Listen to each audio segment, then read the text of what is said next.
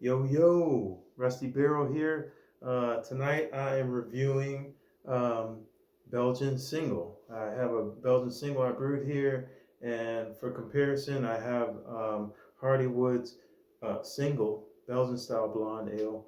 Uh, this is actually, Belgian single is kind of a little brother to the Belgian triple. Those of you that are familiar with the Richmond beer scene will recognize Hardywood single here. It's their flagship beer, and Hardywood itself, the brewery, is one of the bigger breweries in Richmond. It's been here uh, for a while, especially relative to the other breweries that have popped up. It's kind of one of the older breweries in town. So when I first started getting into craft beer, Hardywood Single was one of the several beers that I kind of clung on to, and especially Belgian style blonde ale is like was my first like kind of foray into Belgian style beers, Travis beers. So anyway, we're gonna have a taste here. I've been trying to clone this beer for years now. This is probably my fourth attempt. Um, my first attempt was all the way back in 2015. I kind of go to it and then come back to it. Um, my first one was probably the closest, and then my last two really were not close. So I kind of this time I kind of simplified the recipe, and we're gonna see how I did here. So um, we'll start with a good one first.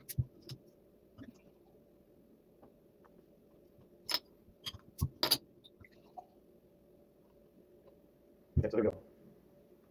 I don't know if you can see that, but just to start with, I'm looking at the color. Um, Mine is actually a little bit clearer. The color is pretty close. Um, Mine's a little clearer. My head is already dropping out, so that's those are two very immediate observations. And yeah, theirs is a little hazy. If you look up Belgian blonde, the style in the style guidelines, this usually kind of clear is what they describe it as. So um, Hardywood's has always looked like this. So this is their take on it. But yeah, I did do gelatin fining on mine, although it's not super clear. It's not really that old. I just bottled this a week ago from the keg. It was so. All right, let's have a taste here. All right, let's do a smell first.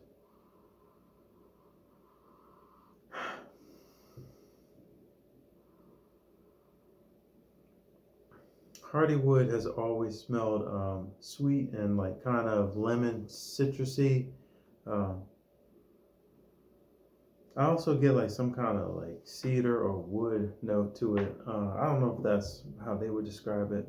Well, definitely they don't say that on here. Unfiltered, unpasteurized, uninhibited, sunshine golden with fluffy white head and a veil of Belgian ale yeast. Delicate body ushers tropical fruit esters into a perfect balance with spicy hop aromatics.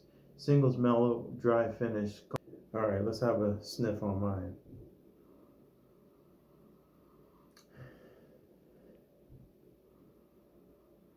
Mine definitely has a lot of similar, a lot of the same fruity yeast notes from that Belgian yeast. Those esters that Belgian yeast tend to throw off. It's different though. So yeah, mine has less of that lemony and not. It's that lemon and that wood that I smell and taste in this that mine is missing. But anyway, let's have a taste here.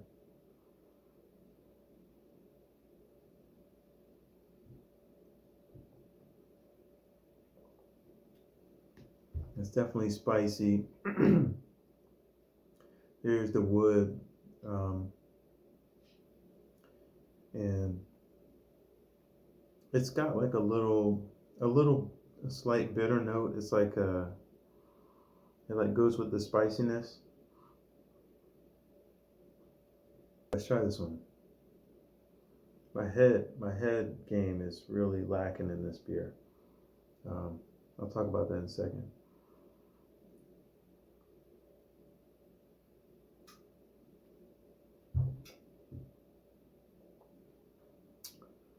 I mean, it's good. I mean, it's good.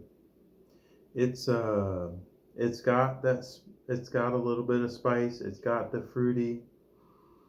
It's got the yeastiness, that Belgian yeast fruit. It's got spiciness. It's got a little bit of bitterness.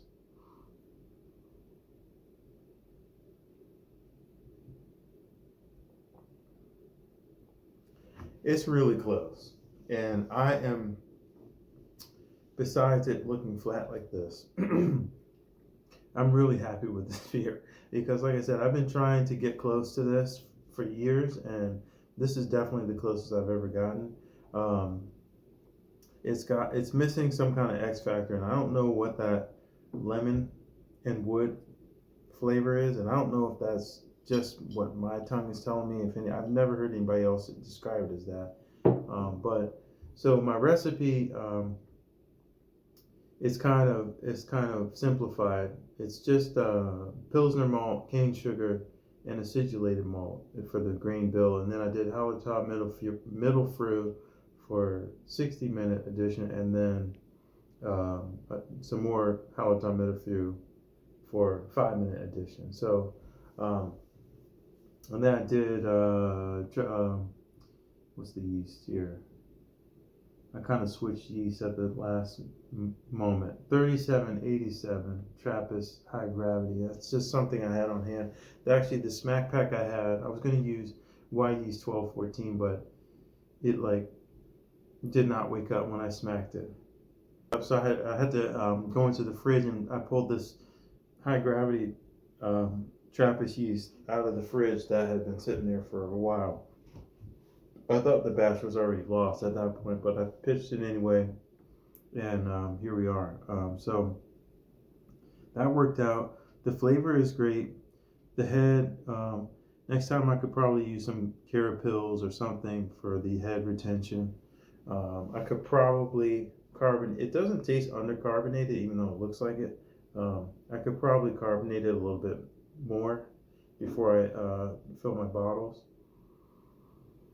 The other thing I was thinking about doing is maybe adding some Czech sauce. So we're using, Hallertau from Noble Hop, and I think Czech sauce might give me some lemon, citrus, and maybe wood. I'm not sure about that off the top of my head, and I think Czech sauce might give me some lemon, citrus, and maybe wood. I'm not sure about that off the top of my head. I'm kind of vaguely remembering that hop has some of those characteristics, so that might be something I could try next time. So all in all, I'm pretty pleased. This one is going to a contest in Las Vegas next week, so I'm crossing my fingers for that, although it's not really gonna it's not gonna score high if it looks like this, but it tastes good. So we'll see.